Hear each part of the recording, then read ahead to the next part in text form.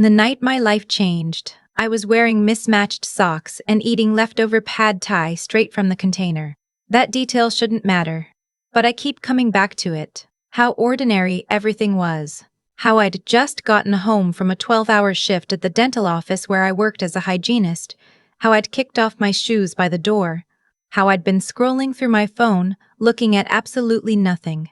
Just another Tuesday in my little apartment in Columbus, Ohio. 3rd floor, Unit 3C, the one with the radiator that knocked every night around midnight like it was reminding me it existed. I was 28 years old. I had a lease, a savings account, a cat named Biscuit who hated everyone but me. I had built something that was mine, and I was proud of it, in the quiet way. You're proud of things when nobody's watching. I fell asleep on the couch that night with the TV on. What woke me was the smoke alarm, then the smell, then the heat. All three arriving almost at once, like they'd been waiting in line. I sat up and the air was already wrong, thick, visible in the dim light from the hallway. My eyes started burning before I even understood what was happening. I grabbed Biscuit from the cushion beside me, and I ran. I don't remember the stairs. I remember the cold air hitting my face when I pushed through the building's main door, the pavement freezing through my socks, the sound of someone already calling 911 from the 2nd floor window above me. I stood there on the sidewalk in my sleep shirt and held my cat against my chest and watched smoke pour out of the windows of my apartment. Everything I owned was in there.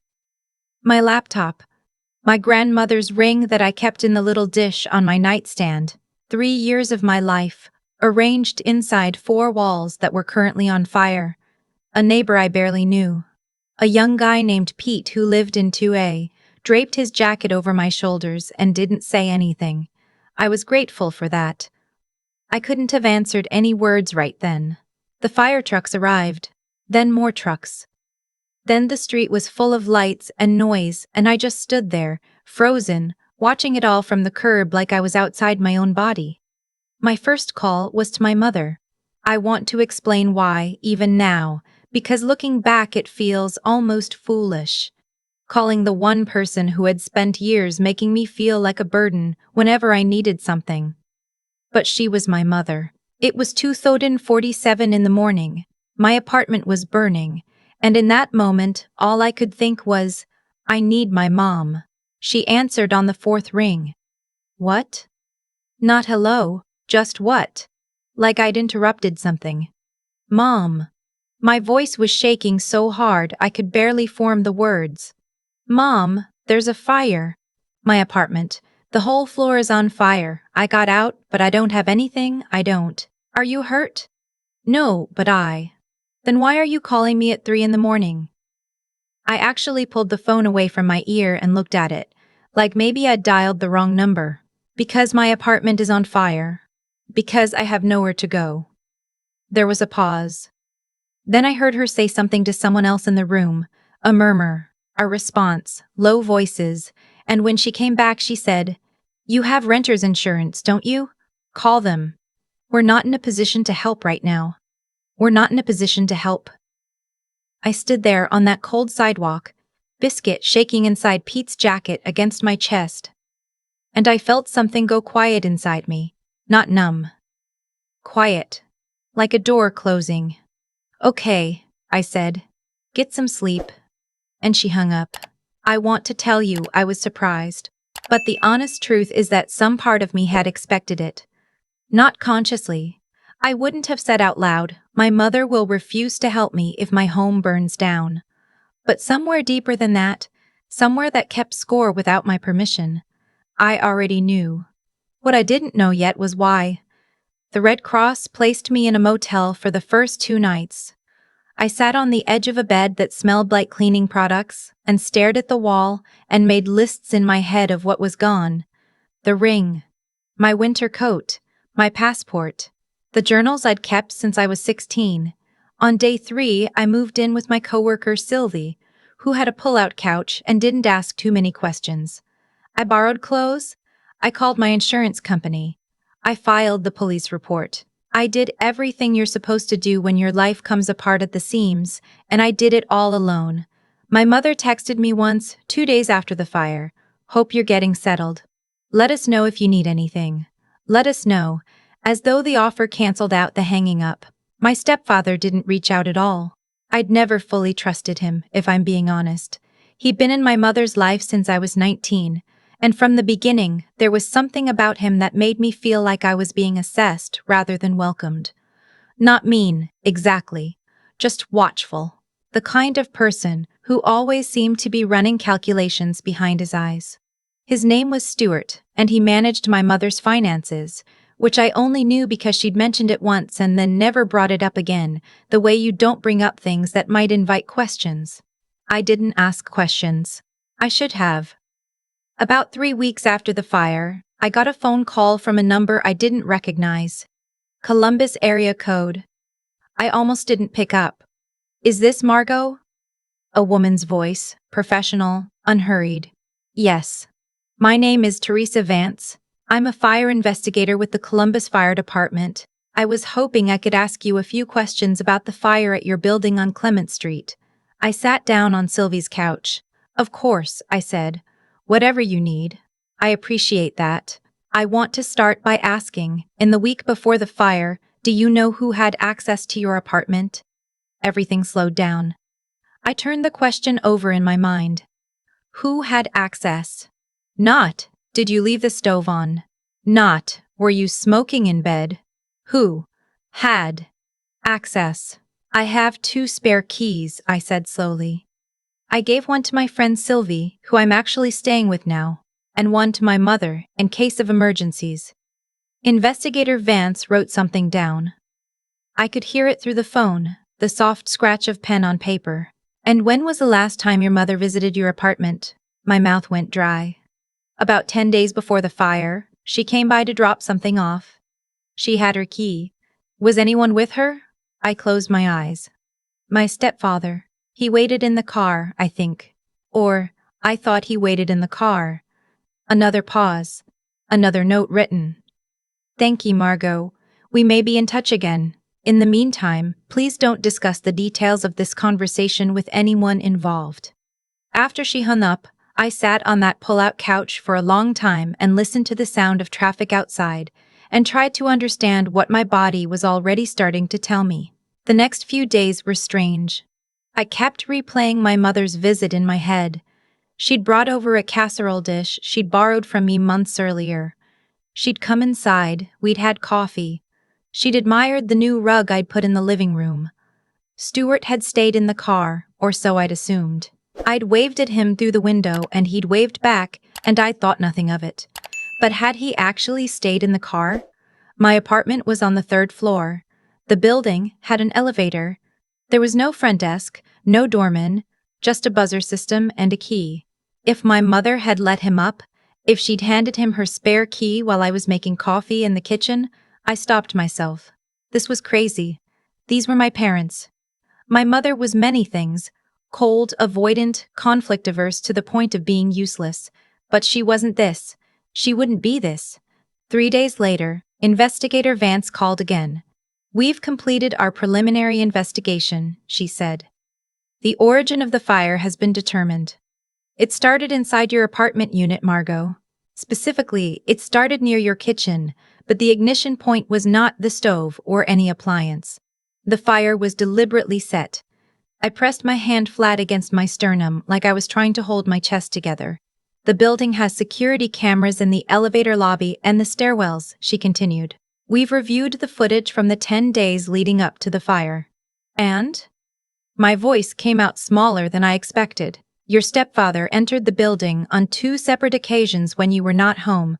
He had a key.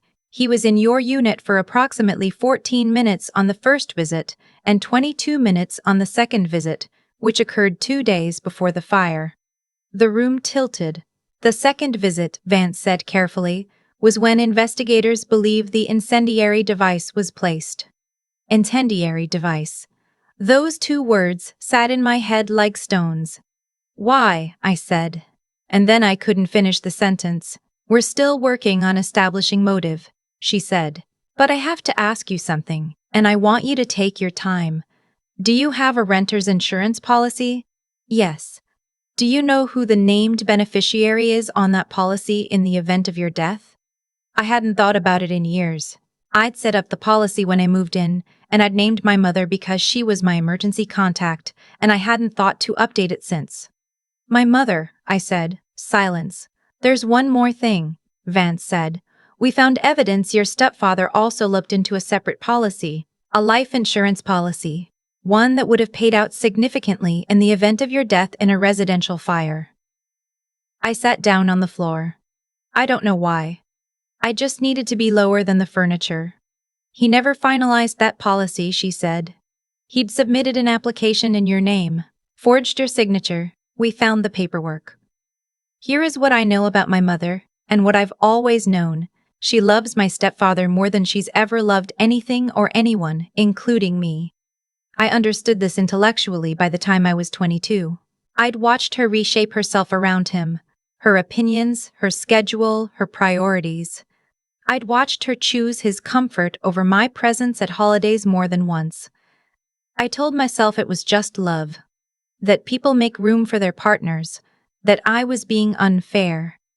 I was not being unfair. What I hadn't understood, what I couldn't have imagined even in my most self-protective moments, was that she'd known. When Vance told me, gently, professionally, the way people deliver information that could detonate someone's entire history, that my mother had been aware of Stuart's plan, that she had provided him her key, that she had been present in my apartment that day as a distraction while he accessed my kitchen, I did not cry. I felt a very cold, very clear anger settle into me like concrete hardening. She had let me call her from that sidewalk. She had listened to me say I have nowhere to go, and she had said we're not in a position to help, and she had hung up. And all of it had been performance. She had known exactly why my apartment was burning. She had been waiting for news that hadn't come. They were both arrested 11 days after Vance's second call to me. I found out from a cousin who saw it on the local news and texted me a screenshot with no context, just the photo and a question mark. I was at work when it came through. I went into the supply closet, and I stood there among the boxes of gloves and the sterilization pouches, and I let myself shake for exactly 4 minutes. And then I washed my face and went back out. You keep going. You don't know what else to do, so you keep going. The charges were arson in the first degree, insurance fraud, and conspiracy. The DA's office called me the same afternoon to tell me I'd be needed as a witness and to walk me through what to expect. The prosecutor, a tired-looking man named Holloway who seemed to genuinely care, which surprised me, sat across from me in a conference room and laid out the case with the kind of quiet precision that made me feel, for the first time in months, like someone was finally taking this seriously. I asked him why they hadn't been charged with attempted murder. He looked at me for a moment before he answered. The legal threshold for attempted murder requires demonstrable intent to kill a specific person, he said. Arson is a felony, and depending on the jurisdiction, a fire set while someone is in the home can support that charge, but the defense will argue the fire was designed to occur when the unit was empty, that it was timed for insurance fraud, not homicide. It's a distinction the law draws. The fire started at 2 a.m, I said. I was home. I know. His voice was quiet. I know. We're building the strongest case we can. I thought about the comment I'd read online after the story was picked up by a local news outlet. Someone who'd written, if they only wanted the insurance money, they'd have said it during the day when she was at work. 2 a.m. means they wanted her dead. I thought about how right that felt in my bones, and how the law didn't always care what felt right in your bones. The trial lasted 4 days. My mother cried on the stand, real tears or performed ones.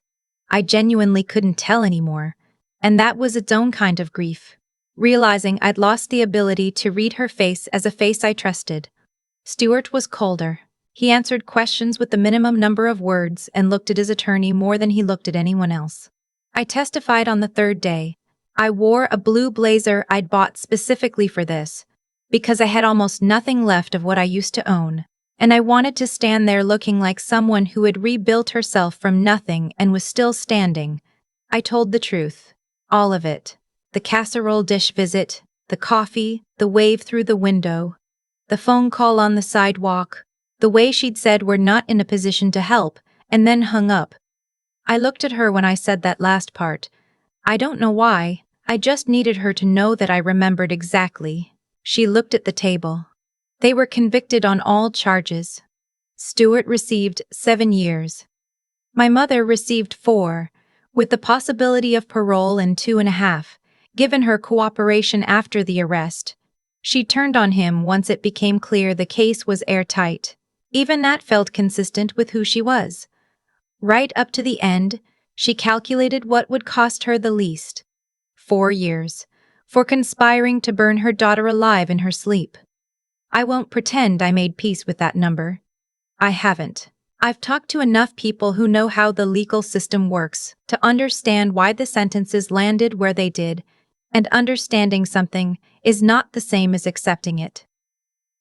What I will tell you is what I did with the anger. I went back to my insurance company, and I spent 3 hours on the phone making sure every beneficiary designation on every policy I owned, renters, health, the small life policy I'd purchased through work, listed my friend Sylvie and my aunt who lives in Portland, Oregon, and who sent me a care package with 3 candles and a handwritten note the week after the fire, without me asking for anything. I changed my locks. Not that I have the same apartment. I moved, obviously. Different building, different neighborhood. But I changed my locks anyway because I needed to do it. Because I needed a physical act that said, this space is mine, and I decide who enters. I kept Biscuit. He forgave me the night of the fire very quickly, the way cats do, by sitting on my feet while I cried and pretending not to notice. I got back my grandmother's ring eventually, through the fire investigation's property recovery process. Miraculously, it had survived inside the nightstand drawer, which had partially protected it. When they handed it back to me in a small plastic bag, I cried in the parking lot of the claims office for about 10 minutes. Not because of the ring. Because of everything the ring represented. Because my grandmother was a woman who survived hard things quietly, and somehow the ring surviving too, felt like she was telling me something. There's a question I get now, when people who know the story ask me about it. They want to know if I saw it coming. If there were signs. And the honest answer is, yes and no. I saw a man who watched me too carefully, and a mother who deferred to him in ways that made me uneasy. I saw a woman who had slowly, over years, made herself smaller around him and made me feel larger, too much, too demanding, too present. By comparison, I saw the shape of something without ever seeing the thing itself. I didn't see this, nobody expects this. And I think that's what I want to leave you with, because I've sat with this story long enough now to know what it actually is. It's not a story about a fire. It's not even really a story about betrayal, though it's that too. It's a story about what happens when you spend years explaining away the feeling that something is wrong, because explaining it away is more comfortable than confronting it. I explained away a lot of things. I told myself I was being sensitive, paranoid, unfair to a man who had never been anything worse than distant. He wasn't just distant, he was planning. I don't say that to frighten you. I say it because I think a lot of people listening to this have a feeling they've been explaining away for longer than they should. A voice that says something isn't right, and a louder voice that says, don't make it a thing. Listen to the first voice. It's almost always right. I have a new apartment now. It's smaller than my old one, and the heating is better, and I chose every single thing in it deliberately. The rug, the coffee mugs, the second-hand bookshelf I spent 3 weekends refinishing until it was exactly the shade of warm brown I wanted. It is mine in a way that feels different from before, harder won. Biscuit has claimed the sunniest corner of the windowsill. He's not going anywhere. Neither am I. The thing about losing everything is that you find out very quickly what you actually can't live without. It turned out to be less than I thought. Some good people, one stubborn cat, And the part of myself that stood on a cold sidewalk at 3 a.m. and kept breathing anyway, that part, it turns out, is fireproof. I've thought a lot about what actually went wrong, not the night of the fire, but long before that. The fire was just the moment everything became impossible to ignore. The wrongness had been building for years, quietly, in the way I brushed past things that didn't feel right. The way Stuart watched me from across the room. The way my mother stopped asking how I was doing and started asking whether I was managing fine on my own. The way I kept filing those feelings under. You're probably overthinking it. Because the alternative, that the people who were supposed to love me had decided I was worth more to them gone, was too large a thing to hold. That's the part I keep coming back to. Not the betrayal itself, but the long preparation I did for it without knowing. The years I spent making myself easier to explain away. The times I felt the pull of that first voice, the one that said something isn't right here, and chose the louder voice instead. The one that said don't make it a thing. I think that's what people don't talk about enough when they talk about situations like mine. We talk about the villains. We talk about what they did and what they should have gotten and whether the system failed. All of that matters. But underneath it is this quieter question. Why did I keep trusting what my own instincts were telling me not to trust? I don't ask that to blame myself. I ask it because the answer is actually useful. We are taught, from very young, that loyalty to family is a virtue. That giving people the benefit of the doubt is kindness. That if you love someone, you extend grace, you assume good intentions. You don't let suspicion corrode something precious. Those are not bad lessons on their own, but they become dangerous when we apply them without limits. When we use them to silence the part of ourselves that is simply paying attention. My instincts were right about Stuart from the beginning. My instincts were right about my mother too, about the particular way she had made herself dependent on a man who did not have good intentions. I am not angry at myself for not acting sooner. I am simply more committed now to not making the same mistake again. Teresa Vance, the investigator, did something for me that I didn't fully appreciate until months later. She called and asked a question that nobody else had thought to ask. Who had access? Not what happened, not whose fault, just who was there. It was such a focused, practical, unemotional question, and it cut through everything. It reminded me that clarity doesn't come from emotion. It comes from being willing to look directly at what's actually in front of you. I try to live like that now. When something feels off, I don't reach for the comfortable explanation first. I ask the question, who has access to my space, to my trust, to my future? And I make sure the answer is a list I've actually chosen. Sylvie, who put a pull-out couch under me without being asked, is on that list. My aunt in Portland, who sent candles and a handwritten note, is on that list. The people who showed up without being asked, who didn't need a reason to show up, they are on that list. The rest I've let go. Not with anger, not anymore, just with a very clear understanding of what people showed me they were capable of, and a decision to believe them. That is what I carried out of the fire. Not the ring, not the journals, not any of the things I mourned. The understanding that what you survive teaches you exactly what you're made of, and who was actually standing beside you when it counted. Biscuit is on my lap as I write this. He's not much for wisdom, but he has excellent instincts. He never once liked Stuart. He was right the whole time.